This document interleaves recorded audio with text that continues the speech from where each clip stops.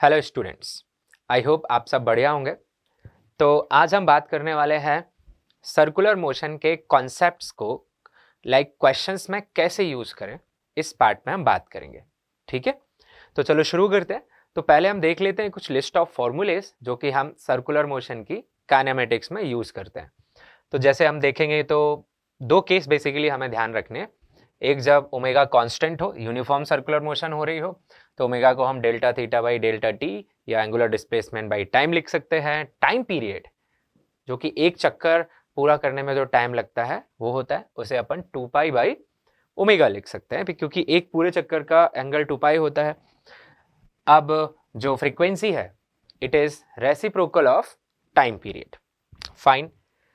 दूसरा केस आता है जहां ओमेगा चेंज हो रहा होता है लेकिन एंगुलर एक्सेलरेशन कांस्टेंट होता है। तो ऐसे केस में हम कुछ रिलेशंस यूज कर सकते हैं, नेमली जैसे आपने वो v equal to U plus A T, S equal to U T plus half A T square, ये फॉर्मूलेज पढ़े होंगे इन लीनियर काइनेमेटिक्स। सो वही हम यहाँ पे देख रहे हैं, उनका ही एक बदला हुआ फॉर्म है जो एंगुलर पैरामीटर्स में है। तो आप देखिए omega final equal to omega initial plus alpha T, theta equal to omega initial T plus half alpha T square, omega square final is equal to omega square initial plus 2 alpha into theta, theta angle turned है, theta equal to omega final plus omega initial by 2 into time, theta nth second, जैसे 10th second में कितना angle turn किया, तो उसे निकालने के लिए हम यहाँ यूज करेंगे omega initial plus alpha by 2 into 2n-1। तो ये दो केसेस हो गए, ये फॉर्मूलेस। अब तीसरा केस होता है कि अल्फा भी अगर हमें वेरिएबल दिया है या ओमेगा टाइम का फंक्शन दिया है, ऐसे केस में हम यूज कर लेते हैं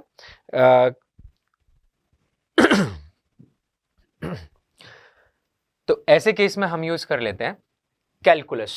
ऑलराइट, तो यहां पे हम देख पाएंगे ओमेगा को हम लिख देंगे D theta by D T, alpha D omega by D T, और एक फॉर्मेट जो आपने वहां भी पढ़ा होगा, एक्सेलरेशन को V D V by D S लिख देते थे, सेम यहाँ पे अल्फा को omega D omega by D theta लिखा जा सकता है।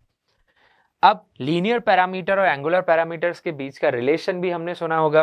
तो भाई देखिए, अगर मैं यहाँ पे बात करूँ कि एक ये सर्कल है और पार्टिकल एंटी क्लॉकवाइज डायरेक्शन में घूम रहा है, ठीक है, यानी सर्कल में वो चल रहा है एंटी क्लॉकवाइज, तो हम देखेंगे कि किसी भी टाइम पे ये उसकी रेडियस हो गई, ठीक है, पार्टिकल यहाँ पे है, तो किसी भी टाइम पे हम कह सकते हैं उसकी एंगुलर वेलोसिटी। तो एंगुलर वेलोसिटी की डायरेक्शन निकालते हैं राइट हैंड थंब रूल से।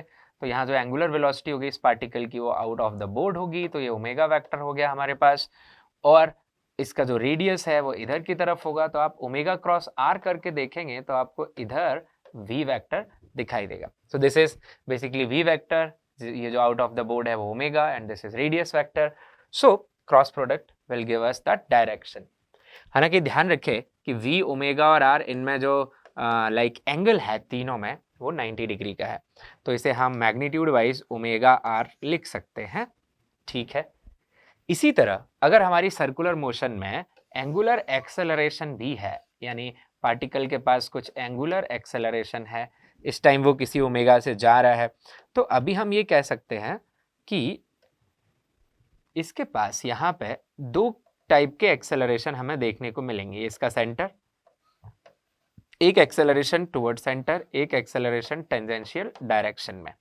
टेंजेंशियल एक्सेलरेशन जो है वो अल्फा की वजह से होगा, so it will be alpha R, and this is due to change in direction, तो इसे हम ओमेगा स्क्वायर आर लिख सकते हैं, जैसे omega V square by R भी लिख सकते हैं। ध्यान दें, जब टोटल एक्सेलरेशन की कैलकुलेशन हम करें तो टोटल एक्सेलरेशन इनका रिजल्टेंट आता है। तो टोटल एक्सेलरेशन को अगर लिखें तो ऐसे लिखना चाहिए A C vector plus A T vector. तो इसका जब अपन मैग्नीट्यूड निकालते हैं तो इस तरीके से आ जाएगा, क्योंकि ये दोनों आपस में परपेंडिकुलर होते हैं। वेल, आगे बढ़ते हैं। सो पहला क्वेश्चन देखते हैं, ठीक है। तो देखिए क्या दिया हुआ है यहाँ पे कि एक सेकेंड हैंड है, कोई क्लॉक है, उसका सेकेंड हैंड है और 1 मीटर लेंथ है उसकी, करेक्ट। तो हमसे कह रहा है कि लीनियर वेलोसिटी बताओ टिप की क्या होगी, एंगुलर वेलोसिटी बताओ, और कह रहा है एवरेज एक्सेलरेशन क्या होगा 15 मिनट में टिप का, ठीक है। तो समझ लेते हैं इस बात को। तो भाई मान लीजिए ये हमारी क्लॉक है, ठीक है, किसी पर्टिकुलर इंस्टेंट पे जब हम ऑब्जर्व कर रहे हैं, सो this is the second hand. यहाँ जो रेडियस का काम करेगा वो इसका लेंथ ही होगा 1 मीटर। और देखिए सेकेंड हैंड एक चक्कर कितनी देर में पूरा करता है? 1 मिनट में। तो हम यहाँ यूज करते हैं पहले formula T equal to 2 pi omega, यहाँ से ओमेगा निकाल लेते हैं। टाइम पीरियड होता है इसका 1 minute which is 60 second, so it comes out to be pi by 30 radians per second. ठीक है, ओमेगा आ गया। अच्छा, अब टेंजेंशियल स्पीड कैसे लिखते हैं? तो अभी अभी सीखा हमने, v को क्या लिख सकते हैं? ओमेगा इंटू आर, और v की जो डायरेक्शन होगी यहाँ पे वो इस तरीके से होगी, this is v vector, so perpendicular to radius. अच्छा, और ये भी बात आप यहाँ समझ लें कि जैसे ये टिप की वेलोसिटी हमने निकाली तो क्या कर दिया, टिप का रेडियस जो है विच इज 1 मीटर, उससे मल्टीप्लाई कर दिया, तो पाई बाई 30 इंटू 1 किया, और ये पाई बाई 30 मीटर पर सेकेंड आ गया। अच्छा, अगर मैं मिड पॉइंट की वेलोसिटी पूछूं यहाँ पे फॉर एग्जांपल, तो क्या करोगे?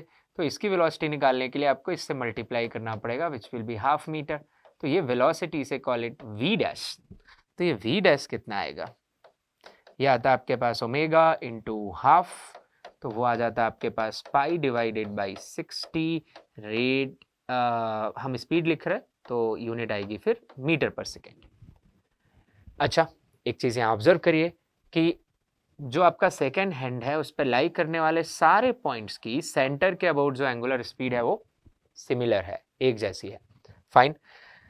अब एवरेज एक्सेलरेशन जो पॉइंट है, तो आपने पढ़ा है कि एवरेज एक्सेलरेशन जो होता है which is defined as v final minus v initial divided by time taken. हर 1 मिनट बाद ये जो हमारा सेकेंड हैंड है वो ऐसे ही घूम के यहाँ आ जाएगा, तो 15 मिनट बाद भी अल्टीमेटली यहीं आ जाएगा। तो इसकी जो फाइनल वेलोसिटी होगी टिप की वो वैसी होगी जैसे इनिशियल वेलोसिटी है, तो average acceleration after each minute 0 ही होगा। ओके, इस टिप का। तो चलो आगे बढ़ते हैं, अगला सवाल देखते हैं। अब देखिए इस क्वेश्चन में हमें क्या क्या दिया हुआ है। तो इस क्वेश्चन में कह रहे हैं कि एक पार्टिकल है जो एक सर्कल में रिवॉल्व कर रहा है। रेडियस नोट कर लीजिए कितनी है, 1 मीटर। ओके, एक और बात आपको बता दूं कि आप वीडियो पॉज करके क्वेश्चन ट्राई कर लीजिए, फिर देखिए कि मैं कैसे सॉल्व कर रहा हूँ, ज़्यादा बेनिफिट होगा। तो चलो कंटिन्यू करते हैं।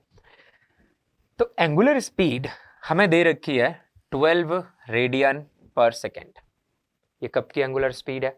t इक्वल टू 0 की, यानी इनिशियल। और एक कांस्टेंट एंगुलर एक्सेलरेशन है जिससे इसकी एंगुलर स्पीड बढ़ के कितनी हो जा रही है, 480 बाई पाई। यूनिट नोट करें RPM। तो इसे हमें बदलना पड़ेगा रेडियन पर सेकेंड में, बदल लेंगे।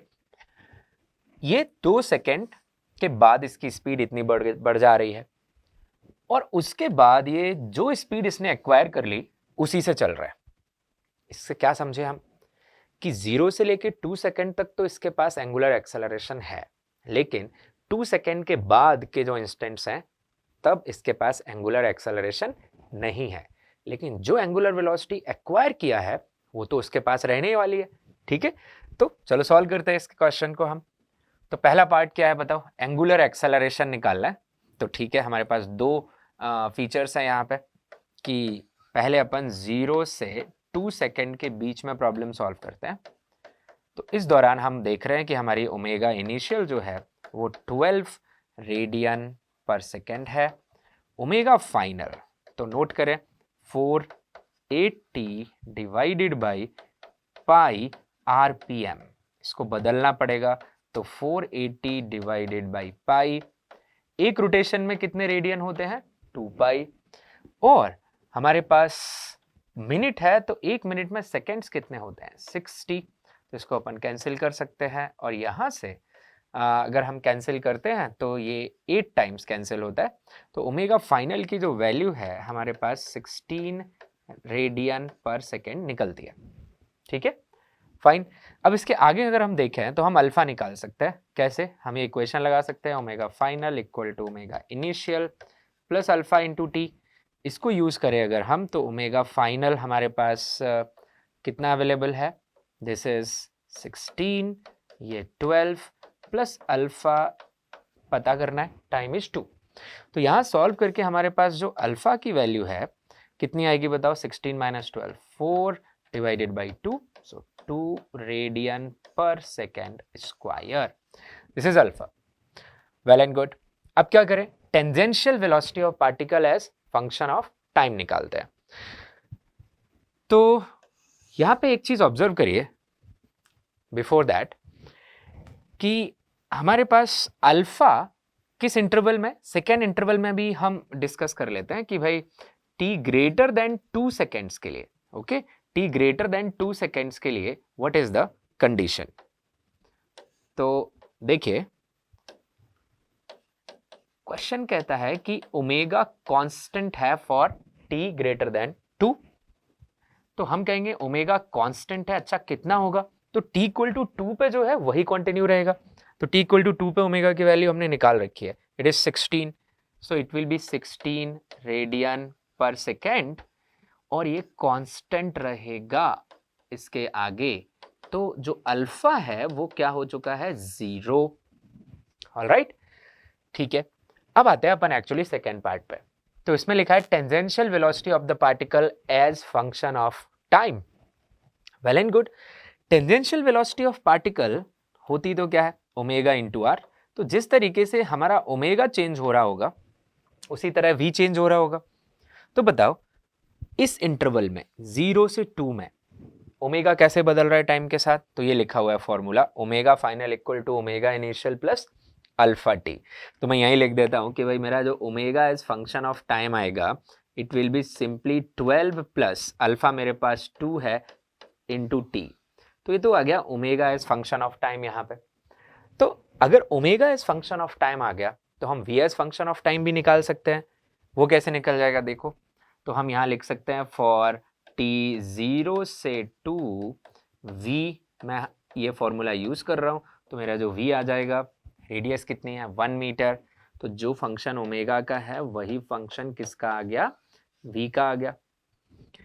अच्छा, व्हाट आफ्टर 2 सेकेंड्स, तो ग्रेटर देन 2 के लिए हम ऑलरेडी देख सकते हैं कि for 2 T greater than 2 seconds omega constant है, कितना है 16, तो अब v ओमेगा r के हिसाब से 16 इंटू 1 हो जाएगा, तो v भी कांस्टेंट हो जाएगा 16 metre per second.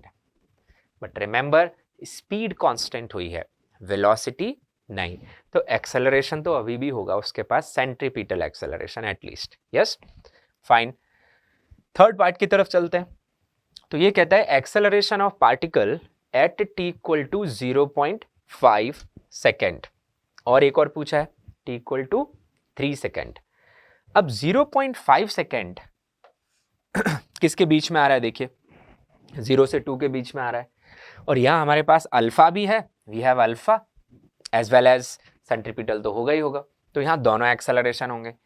t equal to 3 इस जोन में आएगा ग्रेटर देन 2, जहां अल्फा की वैल्यू क्या है 0, तो यहां टेंजेंशियल एक्सेलरेशन 0 होगा और सिर्फ क्या रहेगा, सेंट्रीपिटल।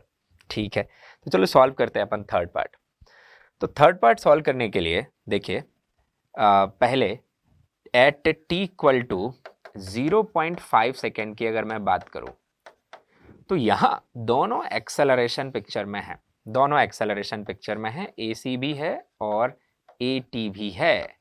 at होता है अल्फा इंटू रेडियस, ac को लिख सकते हैं ओमेगा स्क्वायर इंटू आर, और ओवरऑल एक्सेलरेशन इनका रिजल्टेंट आ जाएगा। चलो निकाल लेते हैं। अच्छा, ओमेगा क्या आएगा t इक्वल टू 0.5 सेकेंड पे, तो देख सकते हैं हमारा ओमेगा का जो फंक्शन है it is written over here 12 plus 2t, तो t की जगह क्या डाल दे 0.5, तो मैं अगर यहाँ पुट करूँ तो मेरा जो ओमेगा का वैल्यू निकल के आएगा 12 plus 2 into 0.5, so it will B 13 radian per second. Okay, तो यहां से AC की वैल्यू फटाफट से मिल गई हमें। सेंट्रीपिटल एक्सेलरेशन निकालते हैं तो वो निकल के आएगा हमारे पास ओमेगा स्क्वायर इंटू आर, और वो कितना हो जाएगा इस इंस्टेंट पे 13 का स्क्वायर इंटू 1 यानी कि 169, और टेंजेंशियल एक्सेलरेशन कितना हो जाएगा, it will be alpha into R यानी 2 इंटू 1 यानी कि 2, ये सब मीटर पर सेकेंड स्क्वायर में आएंगे। अब ओवरऑल एक्सेलरेशन इनका रिजल्टेंट होता है root of AC square plus 80 square, तो ये 169 का स्क्वायर प्लस 2 का स्क्वायर। अब देखिए लगभग 169 ही आएगा आंसर, थोड़ा सा बड़ा आएगा 169 से, पर हम अप्रोक्सीमेटली इसे लिख सकते हैं कि answer is approximately this, little greater than this. All right, अब यही एक्सेलरेशन अगर मैं t इक्वल टू 3 पर लिखना चाहूं तो क्या करूंगा? तो एट t इक्वल टू 3 हमें पता है कि अब तो t ग्रेटर देन 2 में तो अल्फा की वैल्यू 0 है, अल्फा 0 है, और जो ओमेगा है वो कांस्टेंट हो चुका है। तो आप एक बार देख सकते हैं ओमेगा की वैल्यू क्या आई थी हमारी, 16 आई थी, तो ये 16 रेडियन पर सेकेंड। तो हमारा जो यहाँ पे AC है सिर्फ वही होगा ओमेगा स्क्वायर r, तो वो हो जाएगा हमारे पास 16 का स्क्वायर इंटू रेडियस, बस यही निकल के आएगा, है ना। तो अब 80 जो है हमारे पास, जो टर्म है हमारे पास 80 यहाँ 0 रहेगा, तो overall acceleration will be simply AC square plus 80 square, तो वो सिर्फ किसके इक्वल ही आ जाएगा, AC के इक्वल ही आ जाएगा ओवरऑल एक्सेलरेशन अगर हम यहाँ पे निकालेंगे।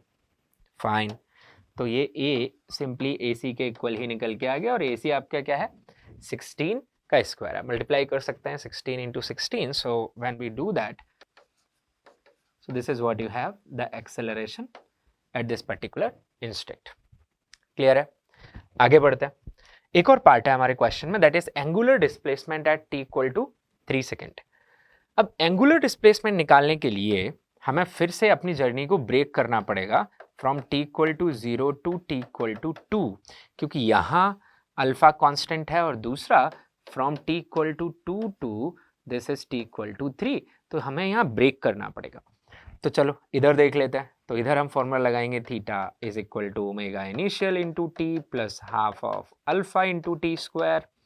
तो ओमेगा इनिशियल हमारा था 12, टाइम है हमारे पास यहाँ 2 पुट करेंगे अपन, ठीक है, 0 से 2 में, प्लस हाफ अल्फा है 2 और 2 का स्क्वायर। तो देखिए कट गया 2 से 2, ये आया मेरे पास 24 प्लस 4, तो ये आया 28 रेडियन। फाइन, अब 2 से 3 में निकालते हैं, 2 से 3 में कैसे निकलेगा?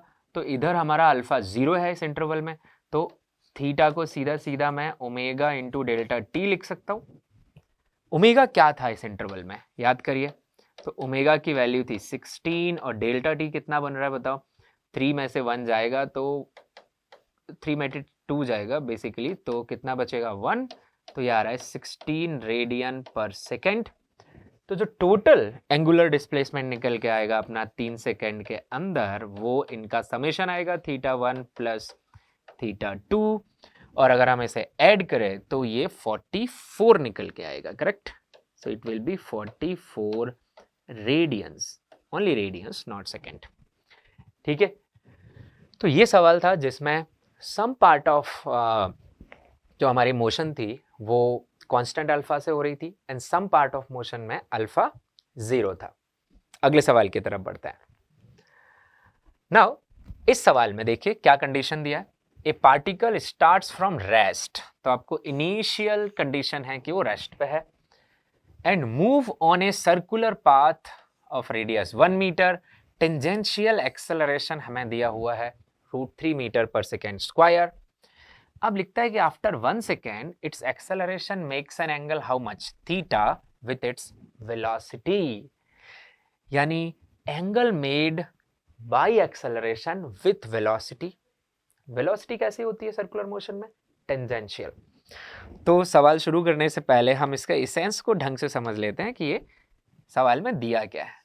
तो सवाल ये कहना चाहता है कि भाई पार्टिकल है और वो स्टार्ट कर रहा है अपनी मोशन को, तो भाई किसी पर्टिकुलर, मान लेते हैं ये हमारा सेंटर है, और इसने यहाँ से स्टार्ट किया t इक्वल टू 0 पे, किसी पर्टिकुलर टाइम आफ्टर 1 सेकेंड, मान लीजिए वो यहाँ पहुँच गया, so it is here at t equal to 1 second. अब जो टेंजेंट आएगी वो यहाँ पे ऐसी आएगी, ये होगी आपकी वेलोसिटी वेक्टर। अब एक्सेलरेशन वेक्टर की बात करते हैं, तो हमारे क्वेश्चन में टेंजेंशियल एक्सेलरेशन बॉडी का हमें पता है, यानी AT पता है, तो यहाँ पे AT भी है, तो एक्सेलरेशन दिखा देते हैं अपन यहाँ पे, देखिए, सो दिस इज एक्सेलरेशन AT, और AC तो होगा ही होगा, सेंट्रीपिटल एक्सेलरेशन तो होगा ही, तो इसको अगर अपन पैरेललोग्राम लॉ से वेक्टर डायग्राम बनाएं तो ये होगा हमारा ओवरऑल एक्सेलरेशन, और एंगल पूछा हुआ है इस एक्सेलरेशन का किसके साथ, वेलोसिटी वेक्टर के साथ, मींस टेंजेंट के साथ। तो हम ये देख सकते हैं, इस डायग्राम में देख सकते हैं कि tan ऑफ थीटा हमारे पास जो निकल के आएगा वो ये वाली डायमेंशन डिवाइडेड बाय ये वाली डायमेंशन हो जाएगी, and this is AC, you can check this is AC, so it will be AC divided by AT। AT तो पता है, AT कितना है, √3, AC निकालना पड़ेगा, चलो निकालते हैं। तो बेसिकली AC निकालने के लिए मैं इस्तेमाल कर सकता हूँ यहाँ पे v² का, ओके, v² का यूज कर सकते हैं। तो मुझे v चाहिए किस टाइम पे चाहिए, 1 सेकेंड। अच्छा, हम ये फॉर्मूला लगा सकते हैं कि final speed is equal to initial speed plus AT into T. देखिए मैं वेलोसिटी में नहीं लगा रहा हूँ, वेलोसिटी तो मेरी डायरेक्शन यहाँ चेंज कर रही है, स्पीड में रिलेशन है। बेसिकली आप ऐसे भी लिख सकते हैं ऐसे कि भाई omega final equal to omega initial plus alpha T, सभी में r मल्टीप्लाई कर दें तो ये फॉर्मूला आ जाएगा। तो मेरी जो स्पीड है v प्लस ये √3 इंटू टाइम इज 1, तो मेरी जो v है वो आ गई √3, तो AC निकल के आ गया √3 का स्क्वायर 3 हो गया। Radius of this circular path is already given to me as 1, तो ये निकल के आ गया 3 metre per second square. AT already पता है √3 मीटर पर सेकेंड स्क्वायर, तो मैं यहाँ से tan ऑफ थीटा निकाल सकता हूँ आसानी से अब सॉल्व करके। तो ये आ जाएगा मेरे पास AC कितना है 3 डिवाइडेड बाई AT कितना है √3, तो ये on solving tan of theta की जो वैल्यू है वो मेरे पास आ गई √3। तो बेसिकली मेरे सवाल में पूछा है कि वैल्यू ऑफ 3 tan² थीटा, ये पूछा है। तो tan थीटा √3 आ गया, तो इसकी वैल्यू क्या आ जाएगी 3 इंटू √3 का स्क्वायर, सो ये 9, तो ये आ जाएगा अपना आंसर। फाइन, चलिए अगले सवाल की तरफ चलते हैं। So here is the next question. ये कह रहा है एक पार्टिकल सर्कुलर मोशन कर रहा है, रेडियस दिया हमें 1 मीटर, और कहां से शुरू हो रहा है, रेस्ट से। टेंजेंशियल एक्सेलरेशन इस बार हमें क्या दे दिया, फंक्शन ऑफ टाइम दे दिया, S T metre per second square, किसी भी टाइम t पे। तो हमसे पूछा है रेडियल, ध्यान रखो बच्चों, radial acceleration is another name for centripetal acceleration. Fine, at t equal to 2। अब सेंट्रीपिटल एक्सेलरेशन लिखते कैसे हैं, इसे मैं या तो ओमेगा² लिख लूं या v²/r लिख लूं। चलो मैंने v²/r लिख लिया। अब मुझे सवाल में दिया क्या, मुझे गिवन है कि AT इज t। अब मुझे रेडियस तो पता है, देखो रेडियस तो मुझे पता है कितनी 1 मीटर, पर मुझे v चाहिए, कब चाहिए, एट t इक्वल टू 2। ठीक है, निकालते हैं। तो v निकालने के लिए हम यहाँ पे फॉर्मूला यूज कर सकते हैं dv/dt इक्वल टू t। इस कॉन्सेप्ट को आप ध्यान भी रख सकते हैं साइड में कि rate of change of speed is tangential acceleration and rate of change of velocity is overall acceleration, है ना। और ये overall acceleration कैसे निकलता है, इसका मॉड अगर निकालना है तो वही √AC² प्लस AT²। सिर्फ अगर मॉड ऑफ v का रेट ऑफ चेंज देखेंगे तो वो टेंजेंशियल एक्सेलरेशन आता है। अब इसको अपन डिफरेंशिएट, हमको ये दिया हुआ है, इंटीग्रेट कर लेते हैं, तो इसको लिख देते हैं dv is equal to t dt। इसको इंटीग्रेट कर लेते हैं और लिमिट 0 से t जाएगा, यहाँ रेस्ट से जा रहा है तो ये v जाएगा। तो इंटीग्रेशन करके ये मिला हमें v equal to t²/2 limit put करके। अब किस टाइम पे v चाहिए, 2 पे, तो एट 2 पुट कर दिया, तो 2² डिवाइडेड बाई 2, तो ये आ गया 2 मीटर्स पर सेकेंड। तो सेंट्रीपिटल एक्सेलरेशन जो हमसे पूछा गया था ये आ जाएगा 2² divided by radius 1, so how much we get 4 metre per second square. ठीक है, इस तरीके से हमारा ये आंसर आ जाएगा। वेल, चलो बढ़ते हैं अगले सवाल की तरफ। इस क्वेश्चन में हमसे कह रहा है कि angular velocity of A with respect to O बताइए। देखिए अब तक हम बेसिक सर्कल का सवाल कर रहे थे, ये सवाल उससे हटके है पर आइडिया सेम है।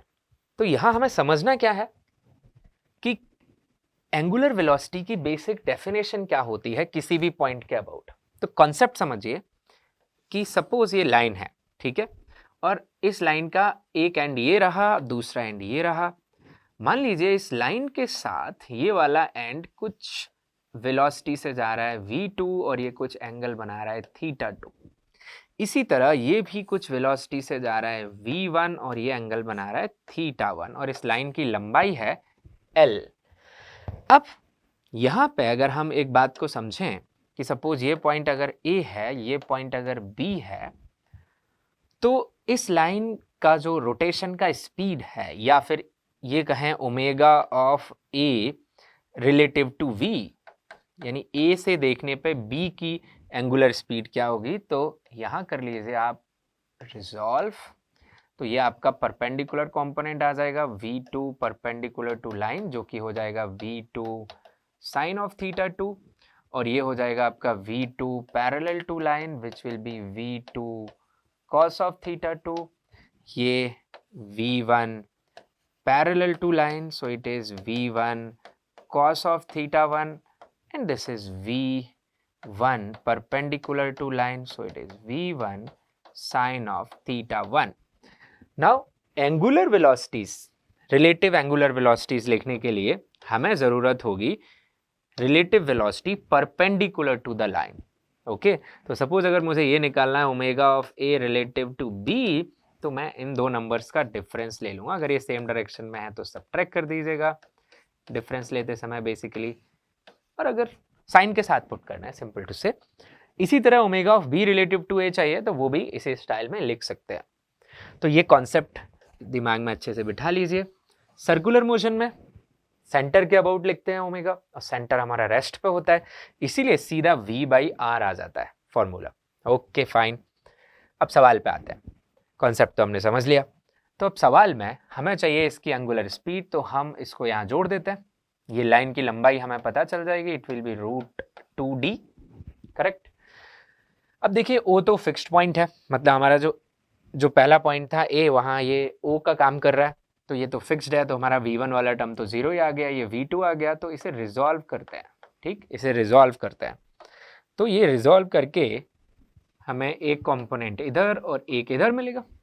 फाइन, एंगल देखिए जरा, ये एंगल अगर हम चेक करें तो ये 45 डिग्री आएगा, क्योंकि ये d और d दोनों सेम है, तो ये एंगल भी 45 आएगा। तो कंपोनेंट कितना आ जाएगा v बाई √2, और इधर भी v बाई √2, तो ये हमारे लिए परपेंडिकुलर कंपोनेंट होगा। तो हमारा आंसर क्या आएगा इस क्वेश्चन का, जो इसने पूछा था omega of a relative to o will be a की वेलोसिटी लाइन ज्वाइनिंग के परपेंडिकुलर माइनस o की वेलोसिटी परपेंडिकुलर बाई l। तो लगाइए फॉर्मूला यहाँ पे, तो a की परपेंडिकुलर आ गई v by √2 minus 0 divided by √2d, तो ये आ गया v बाई 2d। और किस सेंस में जा रहा होगा, सेंस भी चेक कर सकते हैं, तो ये जा रहा होगा अपना बेसिकली क्लॉकवाइज सेंस में। ठीक है, ये कॉन्सेप्ट दिमाग में बिठा के रखिए। इसी कॉन्सेप्ट पे एक और सवाल हमने ले रखा है, समझते हैं। जैसे एक क्वेश्चन, इस क्वेश्चन में क्या कह रहे हैं कि एक लाइट सोर्स है और ये लाइट सोर्स रोटेट कर रहा है किसी एंगुलर स्पीड पे। This is the angular velocity of the light source, 0.1 radian per second. बढ़िया, तो ये इस तरीके से रोटेट कर रहा है, इस तरीके से रोटेट कर रहा है। तो इसका जो स्पॉट है, ये स्पॉट अभी यहाँ है, थोड़ी देर बाद ये स्पॉट दूसरी जगह यहाँ पहुँच जाएगा, फिर आगे पहुँच जाएगा, इस तरीके से ये चल रहा है आगे की तरफ, है ना। तो हमसे पूछ रहा है कि एट शोन इंस्टेंट बताइए कि भाई स्पॉट की वेलोसिटी क्या है, डिस्टेंस वगैरह हमें दिए। तो हम सेम ओमेगा यूज करके इस प्रॉब्लम को सॉल्व कर सकते हैं। देखना कैसे, ध्यान से देखिए। तो इस प्रॉब्लम में हम ये जानते हैं कि मेरे स्पॉट की जो स्पीड आएगी वो हमेशा अलोंग द वॉल ही आएगी, है ना। स्पॉट तो वॉल पर ही ट्रैवल कर रहा होगा, और हमें पता है कि जो सोर्स का ओमेगा है वो हमें दिया हुआ है। तो हम इस लाइन, ये जो लाइन हमें दिख रही है ना, इस लाइन की लंबाई को अगर थोड़ी देर के लिए L कह दें, तो हम अपनी वेलोसिटी को रिजॉल्व कर सकते हैं इस लाइन के अलोंग और इस लाइन के परपेंडिकुलर।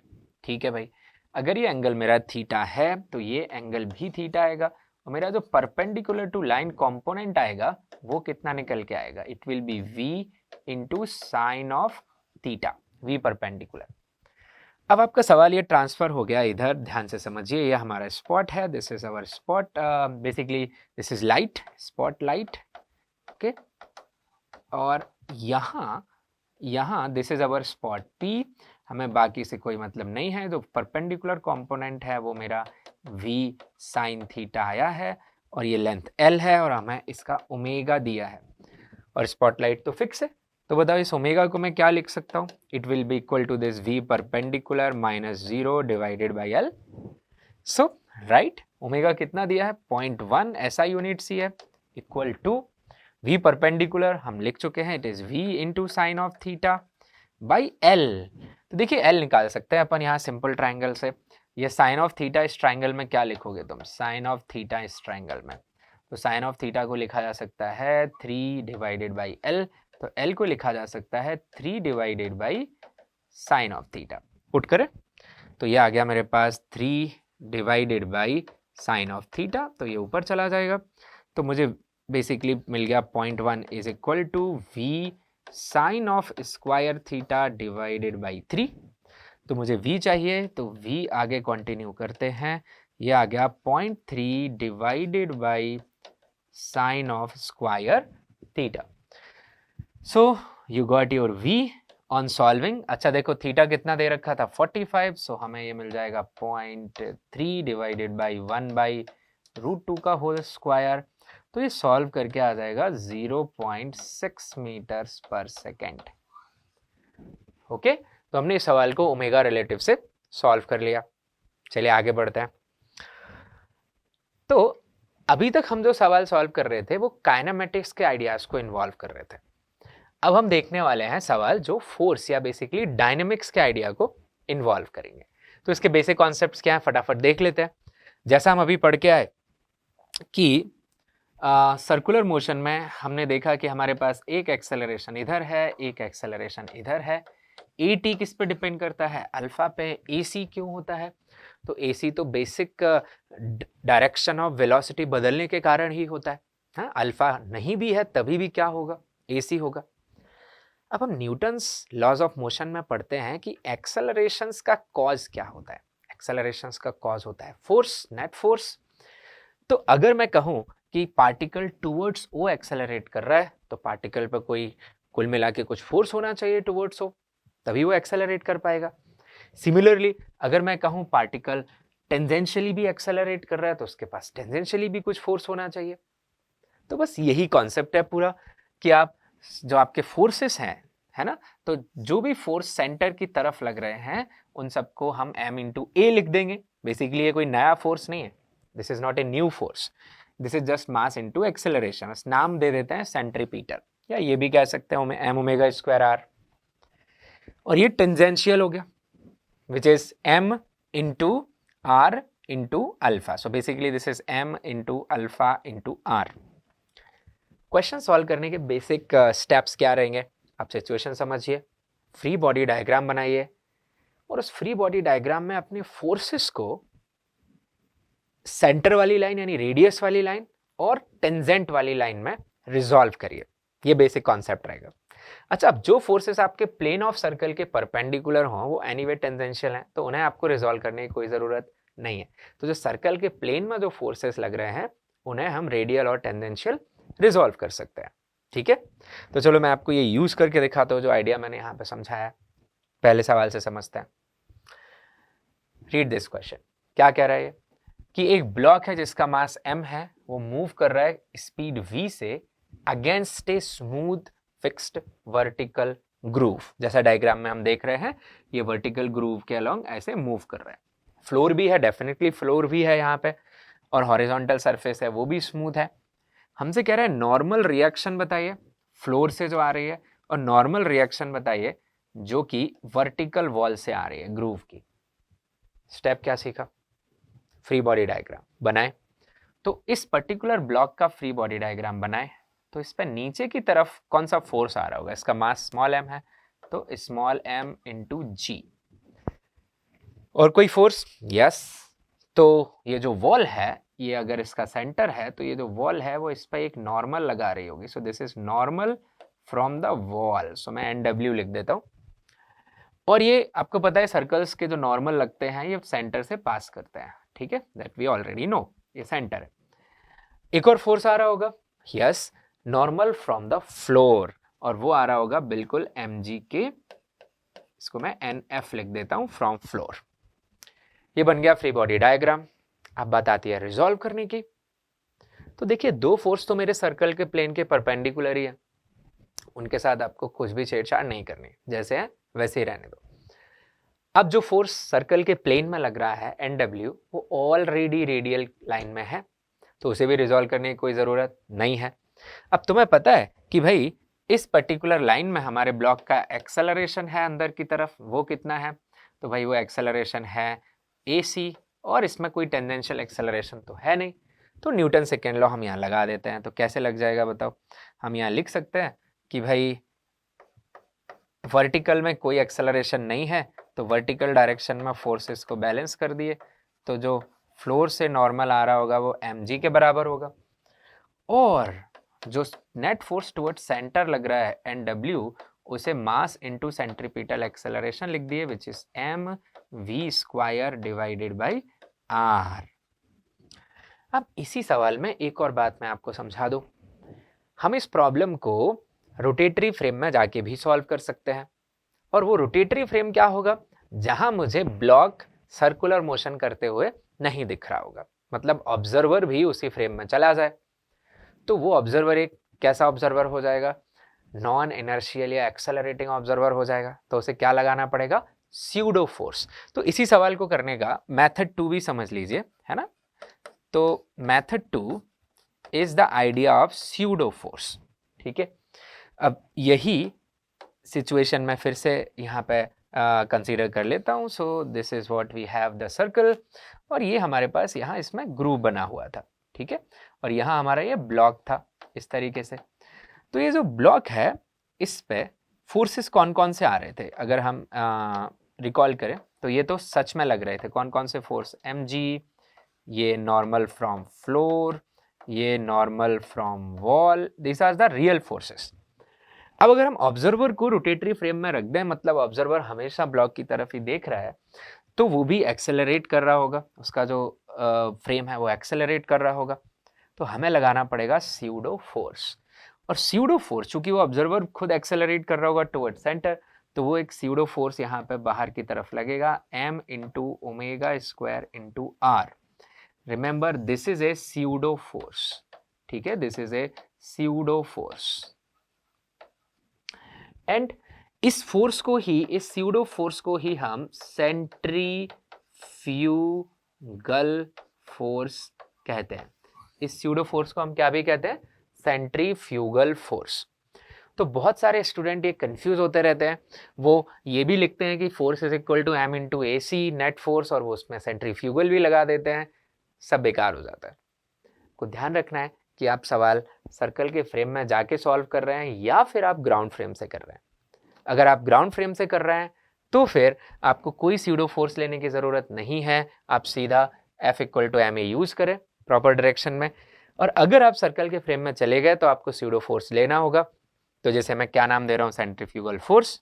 ध्यान रखें, सेंट्रीफ्यूगल फोर्स हमेशा रेडियली आउटवर्ड लगेगा, और उसकी वैल्यू आएगी mass of the particle into omega square into radius of circle, ठीक है। तो इस हिसाब से करें तो हम कहेंगे कि ये पार्टिकल इक्विलिब्रियम में है। ये ऑब्जर्वर क्या कहेगा कि ये पार्टिकल जो है वो किस में है? इक्विलिब्रियम में, है ना, क्योंकि उसे ये चलता नहीं दिख रहा है, तो इस फ्रेम में चला गया तो ये इक्विलिब्रियम है। So here he will be balancing the forces. तो वो कहेगा कि भाई n ऑफ जो फ्लोर है वो बैलेंस हो रहा है mg से, और जो nw है वो इस स्यूडो फोर्स से बैलेंस हो रहा है, which is m omega square r, ठीक है। Just a way of solving, all right, कैसे भी कर सकते हैं अपन। अगले सवाल में समझते हैं। इस क्वेश्चन में क्या लिखा है कि भाई one end of a massless spring, spring constant हमें दिया है 100 न्यूटन पर metre and natural length 0.5 metre. तो चलो हम यहाँ कुछ जानकारी लिख लेते हैं कि हमारे पास है 100 और नेचुरल लेंथ इसका है 0.5 मीटर और उसके एक एंड को तो फिक्स कर दिया, दूसरे एंड पे एक मास अटैच कर दिया which is of 0.5 kilogram. Lying on a frictionless table, spring remains horizontal if the mass is made to rotate at an angular velocity. So it's asking elongation of the spring and we'll consider कि जब वो इसी radius में move कर रहा है, elongation of spring means अब फिर उसका elongation चेंज नहीं हो रहा है, वो निकालने वाले हैं. तो here this is what we have. मान लीजिए इमेजिन कर लेते हैं ये हमारी टेबल है और इस टेबल के ऊपर ये पार्टिकल ऑलरेडी सर्कुलर मोशन कर रहा है, तो डेफिनेटली स्प्रिंग कुछ एलोंगेट हुई होगी. क्यों होना चाहिए स्प्रिंग को elongate? Try to understand why spring should get elongated. क्योंकि सर्कुलर मोशन करने के लिए एक एक्सेलरेशन चाहिए अंदर की तरफ, उसके लिए एक फोर्स चाहिए और वो फोर्स कौन प्रोवाइड करेगा? यहाँ स्प्रिंग. तो ये इस तरीके का सर्कुलर मोशन करने वाला है. ये इसका सर्कुलर मोशन का पाथ हो गया पार्टिकल का, ये सेंटर हो गई. अब मान लीजिए लेट एलोंगेशन की जो वैल्यू है इज इक्वल टू x. तो बताओ ये स्प्रिंग फोर्स कितना लगाएगी? What is the spring force? So will say ये स्प्रिंग इधर की तरफ एक फोर्स लगाएगी Fs जिसकी वैल्यू आएगी kx. फाइन. और इस पर कौन सा फोर्स लगेगा? इस पर एक फोर्स लगेगा mg और इस पर एक फोर्स यहाँ से नॉर्मल. अब हमारे ऊपर है कि हम इसे ग्राउंड फ्रेम में करना चाहते हैं, सर्कल के फ्रेम में जाना चाहते हैं. ग्राउंड फ्रेम में करेंगे तो लिखेंगे kx must be equal to m into AC, n must be equal to mg.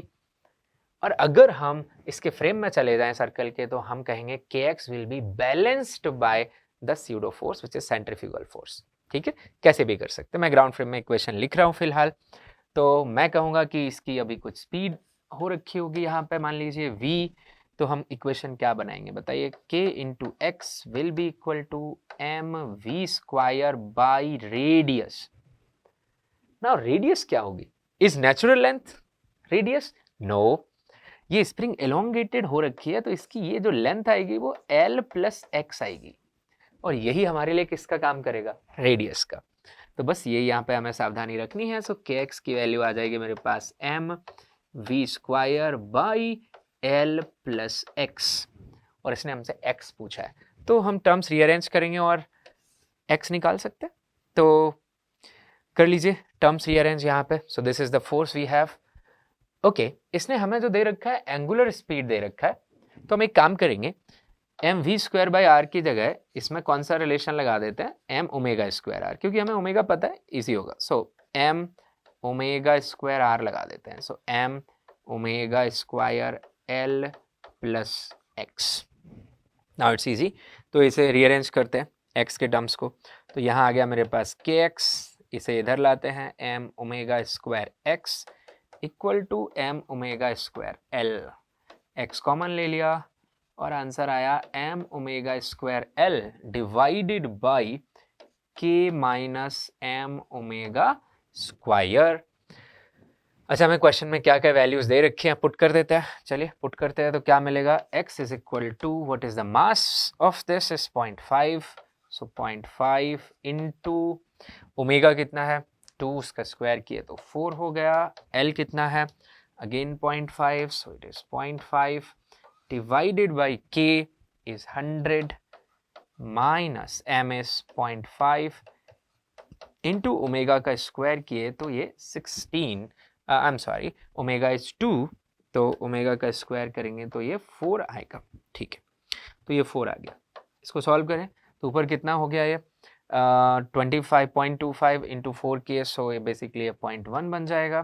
This 0.1 और नीचे क्या बचेगा हमारे पास? This will be 100 minus 8. Okay, so 100 minus 2 nought 8. तो ये आ जाएगा मेरे पास 0.1 डिवाइडेड बाई 98. वैल्यू ही पुट करना है. तो बेसिकली आंसर ये है, we are just putting the value. Okay fine. तो इन दोनों सवालों में हमने कॉन्सेप्ट एप्लीकेशन पर ध्यान देना है, हम कैसे कर रहे हैं. ओके, तो चलिए एक आध सिचुएशन और देखते हैं. तो इसमें लिखा हुआ है कि एक ब्लॉक है जिसका मास है 20 किलोग्राम्स, डिस्टेंस है 1 metre. from the central axis of a round table. Table starts from rest, rotates with angular acceleration 3, alpha दिया हुआ है, फ्रिक्शन कोएफिशिएंट भी दिया हुआ है बिटवीन टेबल एंड ब्लॉक। पूछ रहा है किस टाइम पे ये ब्लॉक स्लिप करना शुरू करेगा। सिचुएशन को जरा बनाते हैं ताकि हमें ये समझ जाए कि ये कहना क्या चाहता है। और किसी भी सवाल को सॉल्व करने का सबसे इंपॉर्टेंट स्टेप होता है उस सिचुएशन को समझना। इसलिए अगर हमारे पास अगर 10 मिनट है क्वेश्चन सॉल्व करने के लिए, तो आपने अगर 8 मिनट भी इस बात में लगाए कि सवाल क्या है, फिर आप 2 मिनट में उसे सॉल्व कर पाएंगे। अगर आपने सवाल बिना समझे बस जल्दी में किया, हो भी जाएगा तो गलत होने के चांसेस रहेंगे। तो सवाल समझने पर ध्यान दीजिएगा। सो सिचुएशन कहती है कि ये टेबल खुद रोटेट कर रही है। This table is can rotate. So this table, ये इसकी एक्सिस हो गई, ये इसकी एक्सिस हो गई जिस पर ये रोटेट कर सकती है। और यहाँ कोई ब्लॉक रखा हुआ है किसी पर्टिकुलर डिस्टेंस पे, यहाँ कोई ब्लॉक रखा हुआ है, किसी से अटैच्ड नहीं है, ये ब्लॉक बना हुआ नहीं है किसी भी स्ट्रिंग से या कोई स्प्रिंग लगी हो, कुछ भी नहीं, सिंपली ब्लॉक रखा हुआ है। और ये ब्लॉक टेबल के साथ ही क्या कर रहा है, सर्कुलर मोशन कर रहा है। So this block is doing circular motion along with the table, और ये इसके सर्कुलर मोशन का पाथ हो गया।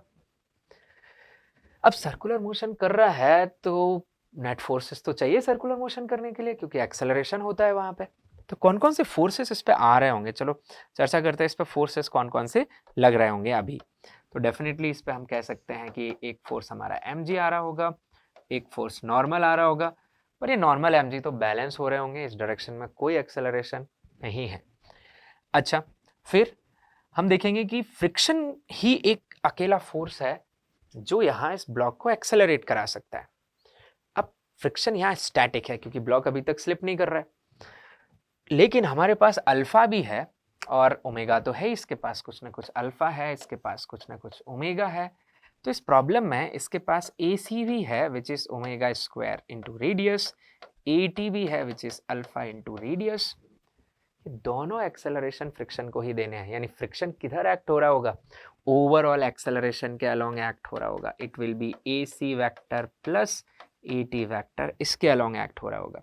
तो अगर मैं फ्रिक्शन की डायरेक्शन को दिखाना चाहूँ तो वो फ्रिक्शन कुछ इधर की तरफ लगेगा, है ना। ये जो फ्रिक्शन है वो इस तरीके से लगना चाहिए यहाँ पे, मीन्स ना तो टेंजेंशियल ना तो टुवर्ड सेंटर, कुछ ऐसे एंगल पे लगना चाहिए इस फ्रिक्शन को, जिससे इसका एक कंपोनेंट किसको प्रोवाइड करा सके, एक कंपोनेंट ये फ्रिक्शन का सेंट्रीपिटल प्रोवाइड करा सके, एक कंपोनेंट टेंजेंशियल प्रोवाइड करा सके। और ऐसा सिर्फ स्टैटिक फ्रिक्शन ही कर सकता है। तो यहाँ जो फ्रिक्शन का हमसे वैल्यू पूछा है या हम डिसाइड कर सकते हैं, तो वो आ जाएगा हमारे पास overall this particular force, m को मैं बाहर लिख सकता हूँ। So this is F equal to m into AC square plus AT square. कितना आ जाएगा ये, m इंटू ओवरऑल, ये वैल्यूज हम पुट कर सकते हैं, ठीक है। तो बेसिकली ओमेगा स्क्वायर r का square plus alpha into r का स्क्वायर। अब टाइम के साथ अल्फा तो फिक्स है, पर टाइम के साथ ओमेगा बदलता जाएगा। तो आप यहाँ कह सकते हैं कि ये जो ओमेगा है एट एनी टाइम, लिखोगे कैसे, it starts from rotation, it starts from rest, तो ओमेगा इनिशियल 0 है, तो 0 plus alpha T. Okay, so what is alpha by the way, here is 3 radian per second, सो इसे लिख सकते हैं 3t। So omega basically time के साथ कैसे इंक्रीज हो रहा है, 3t। समझिए बात को, जैसे जैसे ओमेगा बढ़ेगा वैसे वैसे ये टर्म बढ़ेगा, फ्रिक्शन की रिक्वायरमेंट बढ़ेगी, और फ्रिक्शन की एक मैक्सिमम या लिमिटिंग वैल्यू यहाँ पे है। तो ज़्यादा से ज़्यादा फ्रिक्शन कहाँ तक बढ़ सकता है, अपनी लिमिटिंग वैल्यू तक। अब जैसे ही ये वाला टर्म उस लिमिटिंग वैल्यू को क्रॉस करेगा, ब्लॉक स्लिप करने लगेगा।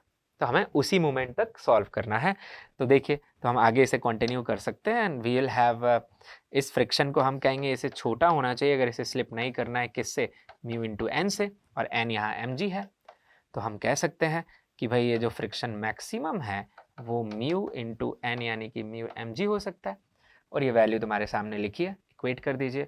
तो यहाँ से निकल के आ जाएगा भाई म्यू mg जो वैल्यू है उसे मैं इक्वेट कर दे रहा हूँ m रूट ऑफ, ये हो जाएगी मेरी ओमेगा की पावर 4 इंटू आर की पावर 2 प्लस अल्फा की पावर 2 आर की पावर 2। अब यहाँ वैल्यू पुट करके मैं टाइम के लिए सॉल्व कर सकता हूँ। तो चलिए वैल्यू पुट करके दिखा देता हूँ मैं आपको। तो क्या क्या टर्म हमें पता है, म्यू कितना दिया हुआ है 0.5, इस एक्सप्रेशन में वैल्यू पुट कर रहा हूँ सिंपली मैं, सो म्यू है मेरे पास 0.5।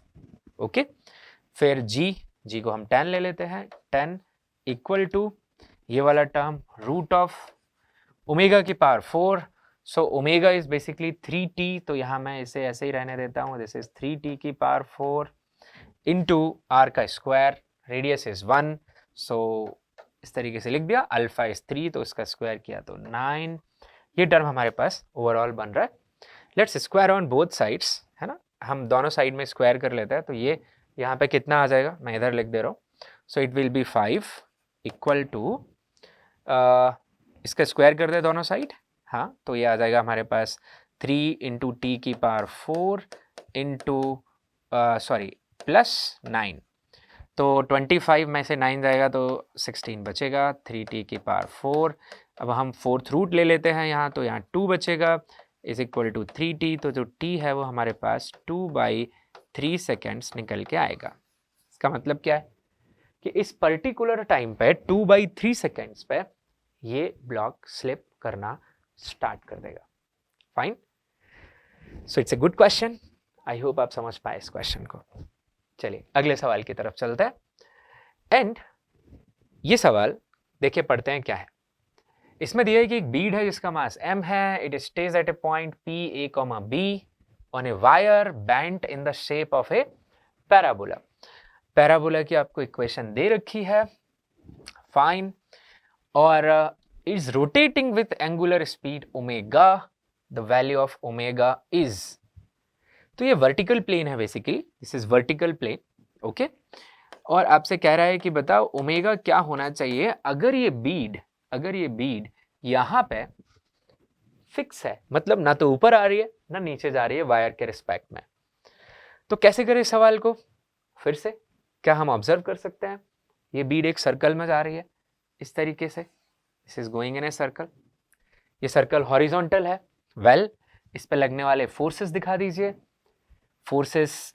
अब देखिए इसको इजी रहेगा हमें सॉल्व करना, अगर हम इस सर्कल के फ्रेम में जाएं तो हम आसानी से फोर्स रिजॉल्व कर लेंगे फिर। तो चलो मैं इसको सॉल्व करके आपको बताता हूँ। तो देखिए ये हमारे पास सिचुएशन है, तो ये हो गया हमारा सर्कल, ठीक है। अब इस पे फोर्सेस वगैरह मैं आपको दिखाता हूँ, तो इस पे देखिए कौन कौन से फोर्स आएंगे। एक तो mg आएगा, नीचे mg आएगा, अच्छा एक फोर्स कौन सा आएगा, नॉर्मल, ये सच में लग रहा है। अभी नॉर्मल किधर लगेगा, नॉर्मल इस पर्टिकुलर पैराबोला का यहाँ हमें टेंजेंट बनाना पड़ेगा, टेंजेंट, क्योंकि कर्व्ड बाउंड्री है, कर्व्ड बाउंड्री के नॉर्मल उनकी टेंजेंट के अलोंग लगते हैं, तो ये है हमारी टेंजेंट, बढ़िया।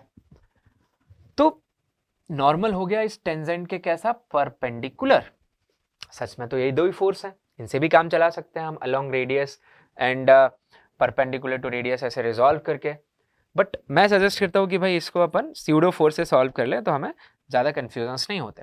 तो मैं इसी के फ्रेम में चला गया, आप देखो ये है इसकी रेडियस, एक और चीज़ सीखो, ये रेडियस है आर, और सर्कल का जो आप देख रहे हैं प्लेन हॉरिजॉन्टल है, और इसमें रेडियली आउटवर्ड स्यूडो फोर्स लगाऊंगा मैं, क्योंकि मैं स्यूडो फोर्स से सॉल्व कर रहा हूँ, इसलिए नहीं करूँ तो इनको रिजॉल्व करके भी कर सकते हैं, दोनों मेथड से होता है। अब मैं इसको आसानी से रिजॉल्व कर सकता हूँ, ओके, क्योंकि अब मैंने स्यूडो फोर्स लगा दिया, मेरे फ्रेम में तो ये पार्टिकल अब कहीं जा नहीं रहा है, तो मैं तो अब कैसे भी रिजॉल्व कर सकता हूँ, once I applied the pseudo forces, तो मैं इनको रिजॉल्व करता हूँ यहाँ पे, देखिए, तो सिर्फ मुझे n को रिजॉल्व करने की ज़रूरत है, मैंने n को रिजॉल्व कर लिया।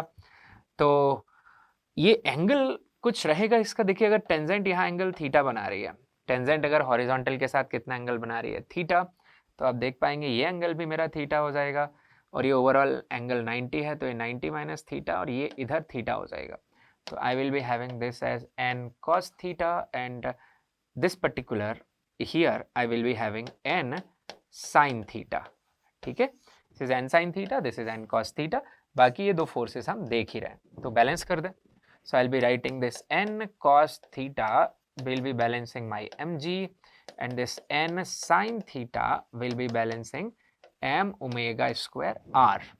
करेक्ट? अच्छा, तो मैं अगर 2/1 कर दूं, this is my 2, this is 1, if I do 2/1 then I will have tan of theta is equal to omega square r by g, और मेरे से ओमेगा ही पूछा है सवाल में, तो ओमेगा आ जाएगा g into tan theta divided by r का रूट. अब ये वैल्यू कैसे निकाले, r क्या है, टेन थीटा क्या है? तो if we go back in the question, तो मुझे पैराबोला की क्या दी गई है, इक्वेशन, और उस पॉइंट के कोऑर्डिनेट भी दिए गए. तो हम यहाँ पे स्लोप ऑफ टेंजेंट का यूज करने वाले हैं. तो पैराबोला की इक्वेशन है जो मुझे 4cx² दी गई है, और पॉइंट के जो कोऑर्डिनेट हैं वो a, b दिए गए. तो ये a, b पॉइंट है, तो आप देखिए इसका ये x कोऑर्डिनेट ही तो है, तो हम ये कह सकते हैं कि हमारी रेडियस जो है वो x ही तो है, सो रेडियस तो a आ गई. और स्लोप ऑफ टेंजेंट यानी हम ये कह सकते हैं जो dy/dx होगा at x equal to a, वो बेसिकली किसके इक्वल होगा, tan ऑफ थीटा के, स्लोप ऑफ टेंजेंट, ये भी हम पढ़ रखे होंगे. तो tan ऑफ थीटा हमारे पास यहाँ से निकल के आ गया dy/dx which is 8cx, basically x put किया मैंने a, तो tan ऑफ थीटा आ गया मेरे पास 8ca. tan थीटा आ गया, radius is a, so omega comes out to be root of g into what is tan of theta is 8ca divided by the radius which is a, so ये cancel out हो गया, और ये आया 8 से मैं 2 बाहर निकाल सकता हूँ, और ये अंदर रहेगा 2g into c. so this is what we are getting the answer. I think हमें ऑप्शन दिए हुए थे, हम चेक कर सकते हैं कौन सा ऑप्शन सही है. so this option is correct. all right, तो ये था आपका सवाल, एंड आई होप हम ये सवाल समझ गए होंगे. इसी स्टाइल में एक और क्वेश्चन है, देख लेते हैं. तो इस क्वेश्चन को भी ध्यान से पढ़ लेते हैं. This is a hemispherical bowl of radius r rotated about its axis of symmetry which is kept vertical. Okay, तो एक बाउल है, मैं एक डायग्राम बना देता हूं समझने के लिए. तो एक बाउल है, ठीक है, और ये रोटेट हो रहा है. ऑलराइट, ये रोटेट हो रहा है, ये इसका मैंने जस्ट एक्सिस बनाने के लिए ड्रॉ किया, तो ये इस तरीके से रोटेट हो रहा है. सो this is rotating with certain angular speed omega.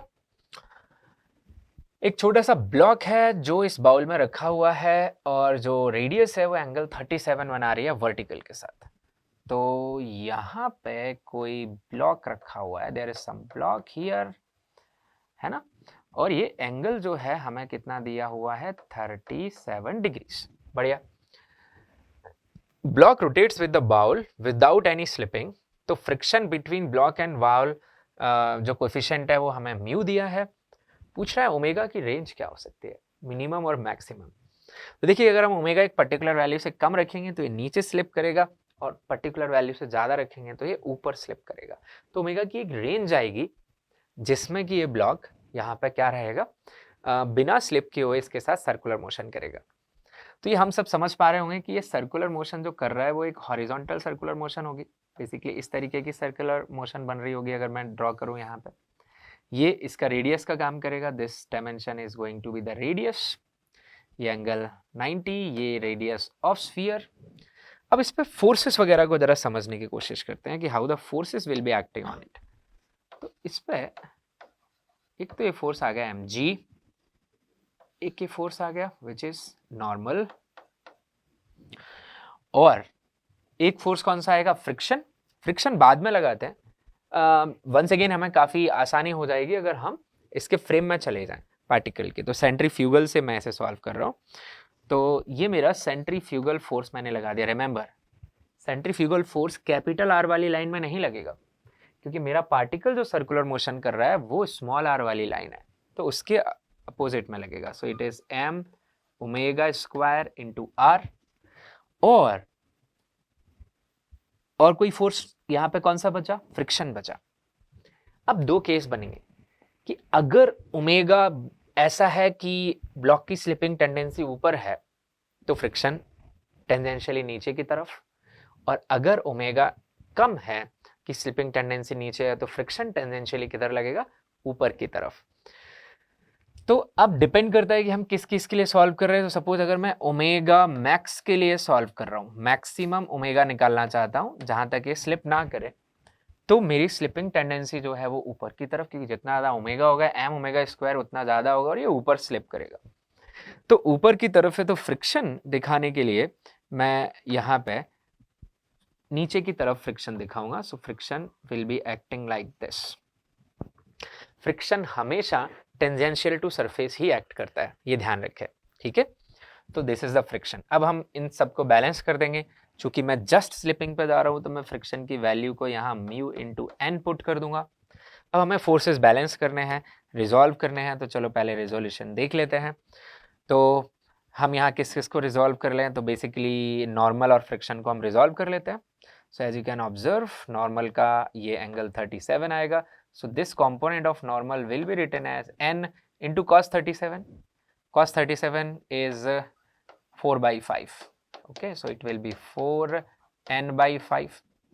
अच्छा, ये नॉर्मल का ये वाला कंपोनेंट हो गया ऊपर की तरफ। अब नॉर्मल का ये रेडियल लाइन में जो कंपोनेंट आएगा, this particular component, this will be written as n into sin 37, and n into sin 37 we already know can be written as 3n by 5. Similarly हम कैसे रिजॉल्व कर देते हैं फ्रिक्शन, तो फ्रिक्शन के भी कंपोनेंट आएंगे, एक कंपोनेंट इधर एक कंपोनेंट इधर। तो अगर हम एंगल्स को समझने की कोशिश करें तो ये एंगल हमारे पास 37 डिग्रीज दिया हुआ है। So if I extended this will B 37, 53, so this angle will be 37।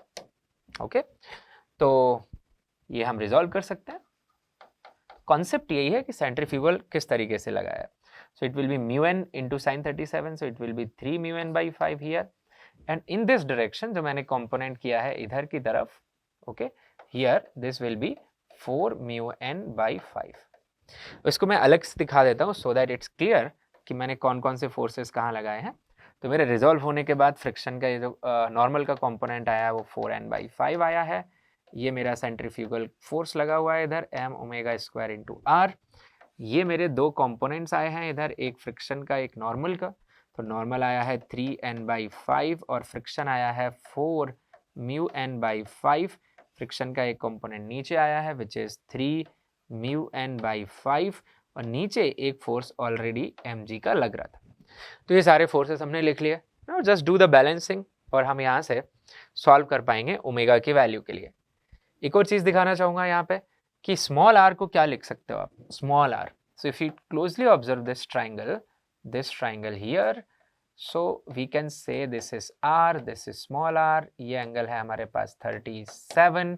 So small r क्या हो जाएगा यहाँ ट्रिग्नोमेट्री से, r into sine 37, so it will B 3r by 5। Let's put the values and solve.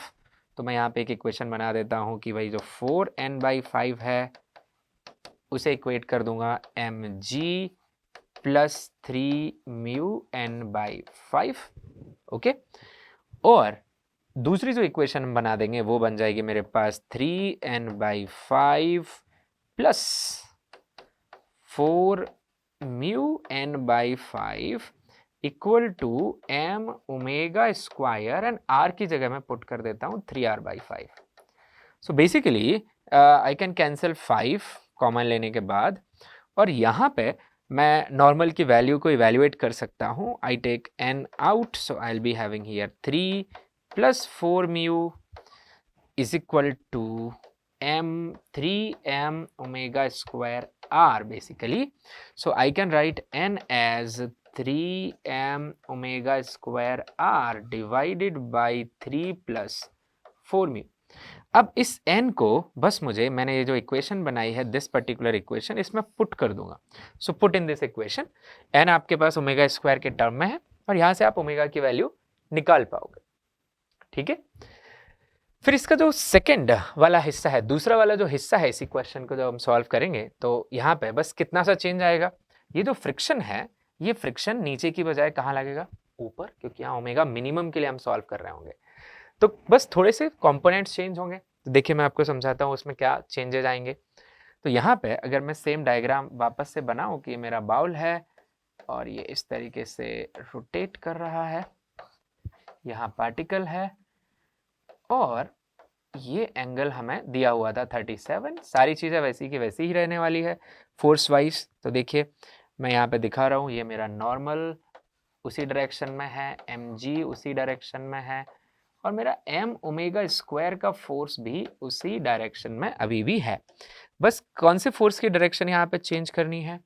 Friction की, क्योंकि अब slipping tendency इसकी नीचे की तरफ होगी ना। We are solving for omega minimum.